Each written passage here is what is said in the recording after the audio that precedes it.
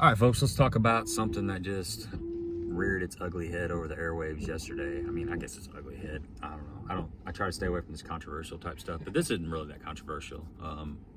I've been fishing the BFLs for quite a while, so it does pertain to me. Major League Fishing dropped a post yesterday, and they're making some changes for 2026. One of those changes is they're reducing the price of the entry fees, which I think most people can get behind that. In 2025, to enter a regular season tournament as a co-angler, it was $110. They've reduced that to $100, and on the boater side, it was $220. They've reduced that to $200. On the super tournaments, there's 4 regular season tournaments, and at the end of the year, the fifth tournament is called the super tournament. Co-anglers, $165, they've dropped it to $150. On the boater side, it was $330, and they dropped it to $300. So there's savings there, but they've also upped the payout by 20-something%. So I guess they've got some sponsor kickback. So everybody likes to get more money and pay less entry fees. So the controversial side, oh, and one more thing, the regionals. 2 divisions in each regional was the norm in 2025, but they went back to 4 divisions in each regional. So less regionals, bigger field. I kind of applaud that. I think they were trying to stretch it out a little bit too much, just my opinion. But the controversial thing that's happened is they are limiting the use of forward-facing sonar and 360 to 3 hours per derb. And 360. And 360, yeah. And this is continuous. There's been a lot of questions about this. So you can use it for 3 hours. Once you start it, you get 3 hours, and then you gotta shut her down. Obviously, there's gonna be some people that are for that, some people that are against that. Now, I reposted their drop on my Facebook feed and got a ton of topics, or a ton of comments. And that's kind of what's interesting about when you do repost something, is you get a little bit of everything, all different flavors of people that have different opinions on stuff, and it kind of gives you somewhat of a full spectrum of the ideals that are going through people's heads, which I like that. I'm a type of dude that likes to see where everybody's coming from. And you know, all the comments were pretty tasteful. Nobody got really super negative about it, but it was just a lot of people just kind of throwing out their opinion. And that's what it's all about, like voicing your ideals, not being nasty, but you know, we should all have a voice and be able to throw that stuff out there. So the consensus was that a lot of people think that the boater field's going to be down next year because of the popularity of forward-facing sonar. I don't know. Nobody really knows exactly. It's going to be interesting to see how it all goes down. I think there's a lot of younger anglers who have really worked in the forward-facing sonar into their fishing platform, and it's an integral part of how they go out and fish. So you're going to have some of those that are probably going to choose to fish other tournament circuits. You know, one of the things that's going on right now, there's a lot of things to fish. Don't you Yeah, agree? I agree, but what else is there to fish, man? Well, on the pro-ams format. Yeah, maybe not on a co-angler side, but I'm talking about boaters. There's like just you think boaters won't fish BFL? They'll fish Anglers in Action. Yeah, they might pick up a fish, whatever. It might be you got like the Solo Pro Series, the Just Fish, Anglers in Action. I see what you're saying. Angler's Choice, USA Bass, and there's a lot of team derby stuff. I was thinking there's no other pro-am style out there. Yeah, right. I mean, that's kind of limited. I mean, you've got the BFLs, and you got the Toyota Series, and that's really it until you really get into the bigger money. I mean, if you go to the pro circuit, which was the Invitationals or the Opens. Wouldn't this be a prime opportunity for Bassmaster to step in and bring the weekend series back? Probably would. So there's a lot of options out there to fish. So I think some of those folks that really lean heavily on the forward-facing sonar, they may explore different options. But you are going to bring in some boaters that maybe got tired of the forward-facing sonar stuff and dropped away from it. So I don't know if it's going to be a net gain or not. You know, time will tell. So we will see. On the co-angler side, I know a lot of co-anglers have complained about the forward-facing sonar. I personally, and I was talking to Mike about this a while ago, I fished with some really good forward-facing sonar guys, that are moving around a lot, and they are a little bit harder to fish behind, but majority of the people that I've fished with in the last 2 years have had forward-facing sonar, and I've still been able to fish behind them as far as I've had stuff to throw at. I think the most difficult person that you draw that is utilizing forward-facing sonar is the guy that's really fishing out deep off the bank, like Table Rock, Bull Shows, Del Hollow, those kind of places where they're casting at floaters, fish that are just floating around, and you're just out there in the abyss over 120 feet of water. That's difficult. So I don't run across that too much fishing the LBL and the Ozarks division and some of the Line division. I mean, I have had it happen, but it's only been a couple times where I've really felt like I was, chasing my tail, trying to keep up with things because of forward-facing sonar. Most of the time, the guys are like looking at brush, they're looking at, bars, drops, ledges and stuff into docks, and you still got some stuff to throw around. And like I was telling Mike, the worst person as a co-angler to fish behind is somebody that's fishing real tight to bluffs and they're throwing in front of the boat, or they're running down the bank with a square bill or a chatterbait and they're like 10 or 15 feet off the bank and they're just covering water and trailing motors on 5. Those guys are really hard to fish behind, and that has nothing to do with forward-facing sonar. Right. And that's totally out of the picture as far as that goes. But biggest thing to me is policing this, right? Yeah, that's. I don't want to be a cop. Yeah, in the back exactly. Of the So boat. how are they going to police this? You got 3 hours. I've heard that it's going to be on the co-angler. Ultimately, it's going to be on the boater. The boater is going to have to be able to pass a polygraph. He's going to have to be honest and do the right thing and start and shut off at 3 hours.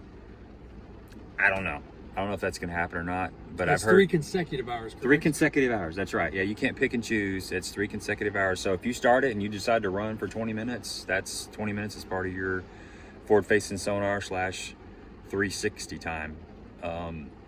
So I don't know how that's going to be policed. Some people were saying the co-anglers are going to be like the marshal. That's way too much responsibility. As a co-angler, I don't want to have to deal with that. I mean, who wants to tell your boater, hey, you went 5 minutes over the line, I got to rat you out now. Right. Or who's to say that Here's you your don't gas know? money. Yeah, exactly. Who's to say you don't know the guy? As we fish these divisions year after year, we make friends. So who's to say you don't draw a guy and he goes over the limit? You don't want to, rat out your friend. So there's a lot of gray area there. There's got to be a better way. I've also heard rumblings of some sort of a software update that they're possibly developing, where you can upload it just like an update on your Lowrance, your Humminbird, your Garmin, and it will have some kind of timer or something in there. I don't know. I don't know if that's something that's going to be applicable in time for 2026. GoPros, you can have a camera going all the time, where I don't know if you would be able to determine if the person was actually looking at the forward-facing sonar or not. I know in the invitationals and the BPT, Precision Sonar has a little lockbox that goes around your transducer where you're unable to transmit that signal. So that's how they police that. But there's no way that, MLF can afford to get everybody one of those. And I don't know how you would enforce that. It's going to be somewhat of an honor system. And I don't know. For me, that leaves a little bit of gray area. But, I'm just some co-angler, and they've already thought about all this stuff. Yeah, I'm sure they've had many meetings. But the weird thing is too, right? If the co-angler's policing, isn't that going to make it trickier to get new co-anglers to come in? Like they're there to try to learn, and now you got to give them a job too to police a guy they just met the night before or the morning of.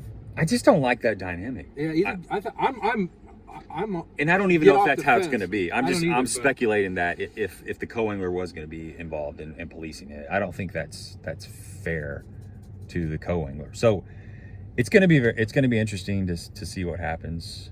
Wish everybody just get off the fence. Either let it happen, let it use it, or don't use it. Yeah, I know. It'll sort itself out. We're going through a lot of changes in bass fishing, I'm tired of talking about forward-facing. I am too.